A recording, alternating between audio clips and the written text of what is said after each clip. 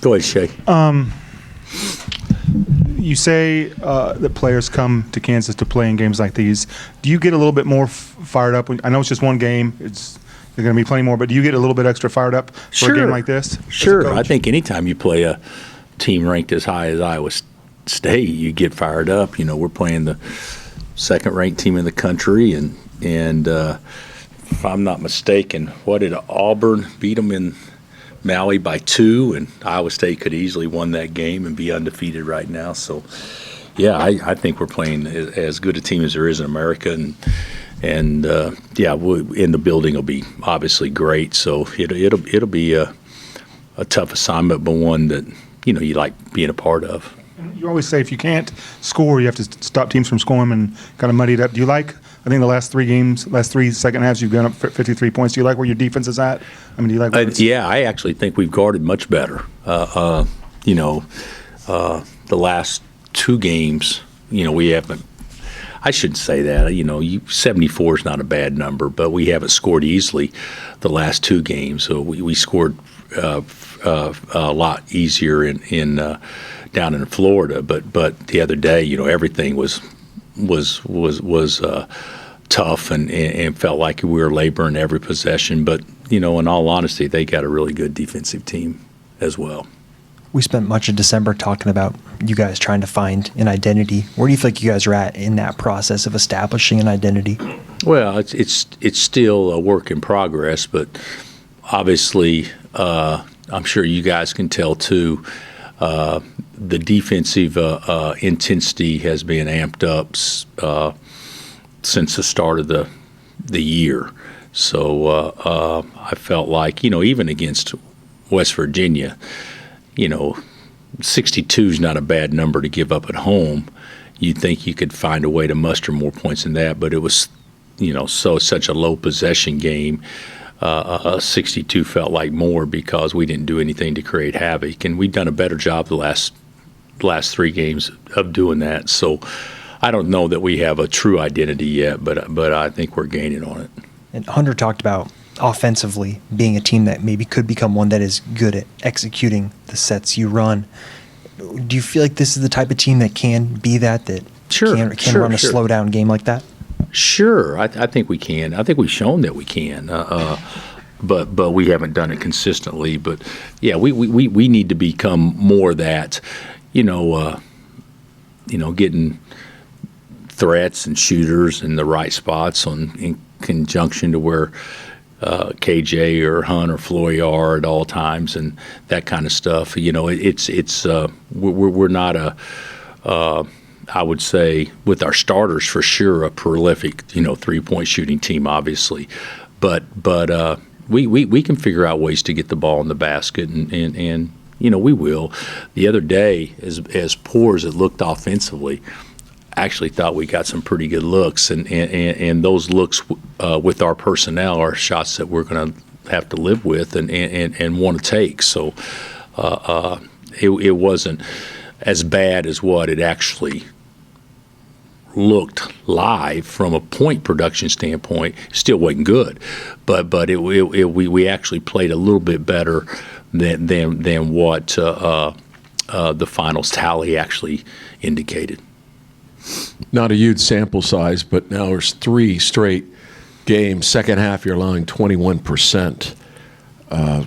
Does that make you think back at some of your teams that had that, dog mentality defensively? No, I hadn't. Dave, I hadn't thought back and thought that one time, but I do think that it's too small a sample size to really get too excited about. But we watched Tampa Bay. They've given up 9 points the last 5 games in the second half combined, and they actually did it again last night. But a fumble caused that to change, and there's so many guys miss open shots, guys make guarded shots. I think that the numbers aren't really real, but I do think that.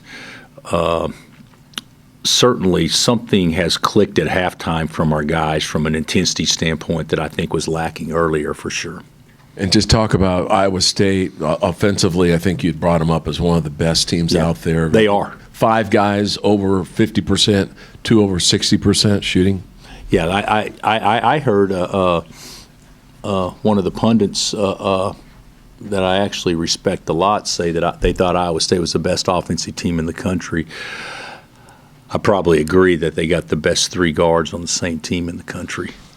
And their bigs are so much more skilled than what they've had in the past. You know, with their bigs in the past, last year King had a monster game against us and made 4 threes when we went up there.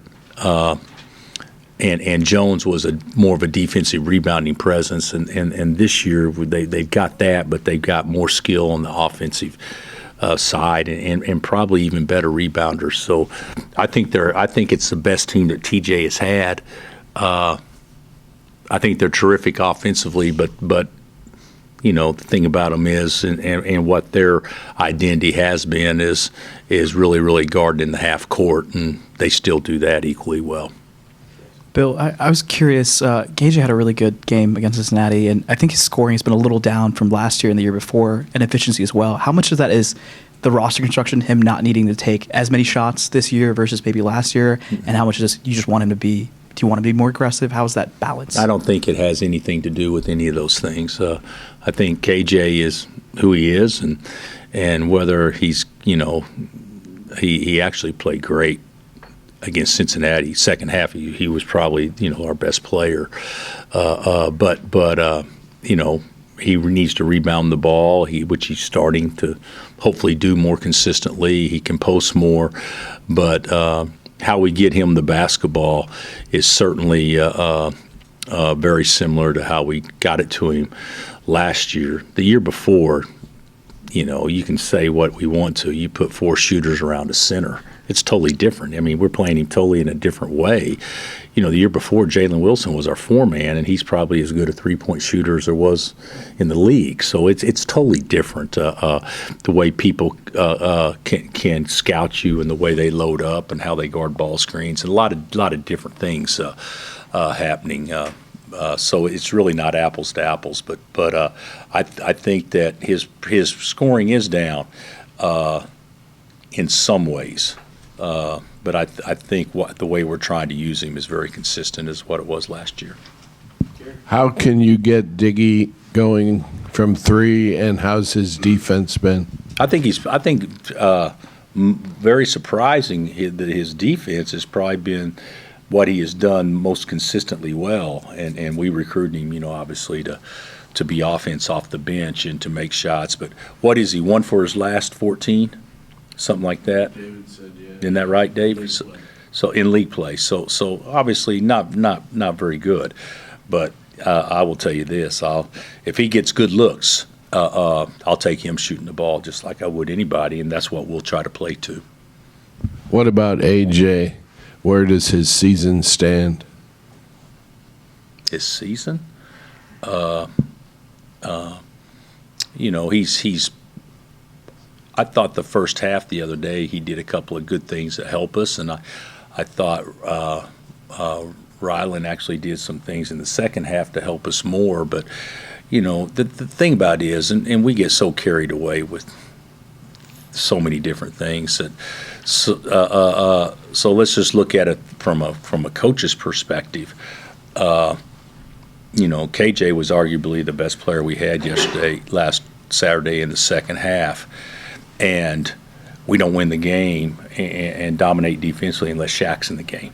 So if you look at those two things, you know, Zeke's got to be in the game, Juan's got to be in the game. So we get too caught up on different things. But I thought AJ did some good things the other day. I think he's definitely making an effort to defend and some things like that.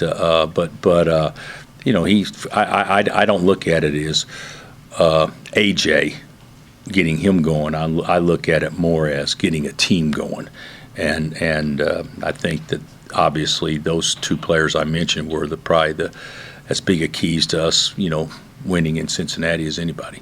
Is it too early to look at the Big 12 standings and say this game is must? Yes. It's way too early. Whenever you go on the road and you got to have a must win, at the number 2 ranked team in the country, that's puts a little bit too much pressure on a situation. We should go up there and play free and play easy, and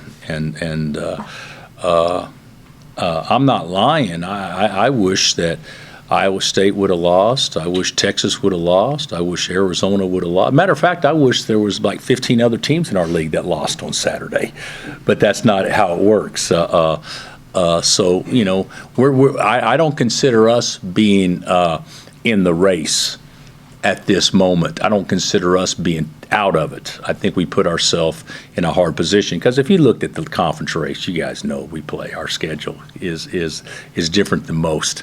So you know, we're playing the 2 best teams in our league twice each, and so those are hard games. But the biggest thing is hey, let's just try to get better each and every day, and we got a great opportunity on Wednesday. Kind of a granular thing, but with DeJuan and Shaq both starting, there have been some times in first halves where they're both off the court. When that's the case, just who do you want running the offense at that time, and how can it best function when you don't have one? Well, it hasn't happened a lot, but it has happened in times just because of fatigue or whatever. But I don't feel, you know, I think if that's the case, then Diggy and Zeke are in the game together. So, you know, the way we play should be more positionless, and whoever gets it brings it. So I don't see it being a huge deal. But majority of the time, to your point, Henry, I would think 35 minutes of the game, I'd like to see one of those 2 guys in the game. Bill, Hunter's 3 blocks in 2 of the last 3 games. Is that circumstantial, or is that a correlation between the team defense being better and him maybe getting those opportunities to do that? Well, first of all, did you guys interview Hunter before us? Yeah. So I'm sure he's the one who brought that up. He did. What's that? Said he's always been known as a shot blocker. Yeah, right. And a dunker too, I guess. So I would say it's probably a combination of him being more active, but also,